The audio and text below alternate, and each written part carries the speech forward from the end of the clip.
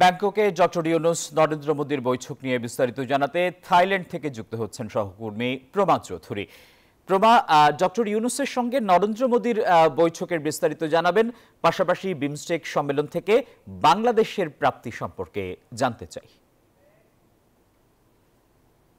৬০তম বিমস্টেক সামিটের সবচেয়ে আলোচ্য বিষয় যেটি ছিল থাইল্যান্ডের ব্যাংককে অনুষ্ঠিত বিমস্টেক সম্মেলনের সবচেয়ে আলোচ্য যে দ্বিপাক্ষিক বৈঠকটি ছিল সেটি হলো নরেন্দ্র মোদী এবং ডক্টর মোহাম্মদ ইউনূসের বৈঠকটি। এবং ইতিমধ্যে সেই বৈঠকটি ব্যাংকক সময় ২টোর সময় শেষ হয়েছে। ব্যাংকক স্থানীয় সময় ২টোর সময় এই বৈঠকটি শেষ হয় এবং বৈঠকটি এই ১ ঘন্টা যাবত এই বৈঠকে আসলে কি ধরনের আলোচনা হয়েছে সেই বিষয়ে কিন্তু শফিকুল আলম কথা বলেছেন এবং তিনি বলেছেন যে এই দ্বিপাক্ষিক বৈঠকটি আসলে বেশ ফলপ্রসূ হয়েছে, কারণ এই বৈঠকে দুই দেশের স্বার্থ সংশ্লিষ্ট যত বিষয় ছিল সেই বিষয়গুলো নিয়ে আলাপ আলোচনা করা হয়েছে। আরেকটি বিষয় জানিয়ে রাখতে চাই যে সেখানে কিন্তু শেখ হাসিনাকে ফেরত আনার বিষয়ে কথা হয়েছে।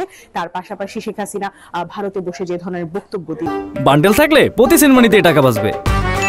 বিকাশ সেনমানি বান্ডেল কিনে জিতুন প্রতি লেনদেনে। সেই বক্তব্যগুলো ভালোভাবে নিচ্ছে না বাংলাদেশ, এই বিষয়টি নিয়েও আলোচনা করা হয়েছে। তিস্তার পানি বন্টন বিষয়ে আলোচনা করা হয়েছে এবং বর্ডার কিলিং বিষয়ে আলোচনা করা হয়েছে।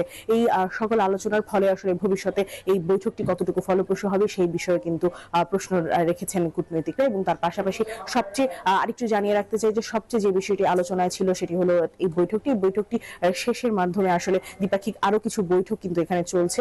সেই দ্বিপাক্ষিক বৈঠক অন্যতম বৈঠক হলো ভুটানের সাথে বাংলাদেশের কিন্তু একটি বৈঠক হওয়ার কথা ছিল দ্বিপাক্ষিক, সেটি হয়েছে। তার পাশাপাশি নরেন্দ্র মোদীর বৈঠকের সময় ডক্টর মোহাম্মদ ইউনূসের সাথে প্রেস সচিব সহ আরো উপস্থিত ছিলেন পররাষ্ট্র সচিব জসিমউদ্দিন এবং পররাষ্ট্র উপদেষ্টা মোহাম্মদ তৌহিদ হোসেন। আমি আপনাদেরকে জানিয়ে রাখতে চাই যে এই বৈঠকটি আসলে সকল গণমাধ্যম, এখানে আগত 7টি দেশের জোট যে গণমাধ্যমগুলো, 7টি দেশের জোটের যতগুলো গণমাধ্যম আছে সকলের মধ্যে কিন্তু আলোড়ন ফিরেছে। এবং এই ডক্টর মোহাম্মদ ইউনূস ক্ষমতায় আসার পরে এটি ছিল প্রথম দ্বিপাক্ষিক আলোচনা ভারতের নরেন্দ্র মোদীর সাথে। এবং এই নরেন্দ্র মোদীর সাথে দ্বিপাক্ষিক এই আলোচনার মাধ্যমে আসলে বাংলাদেশের যে স্বার্থগুলো আছে ভারতের সাথে সেই স্বার্থগুলোকে সংশ্লিষ্টগুলোকে তুলে ধরা হয়েছে। এই ছিল আমার হাতে পাওয়া বিমস্টেক সামিট থাইল্যান্ড ব্যাংকক থেকে সর্বশেষ খবর।